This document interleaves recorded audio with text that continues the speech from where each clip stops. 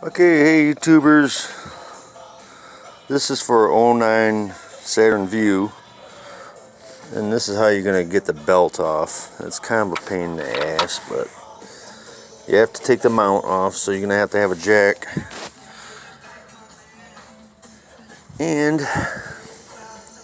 I just changed the water pump right here, so I had to take this off. And then, to get the belt off, you don't have to actually take this part off. There's this little thing right here, spacer right here. It just damn well dropped. But anyway, you can get the belt right through right there. And then you just feed it through here to get underneath that. And that's about it. And then just loop it the way it's supposed to be looped, and you're good to go.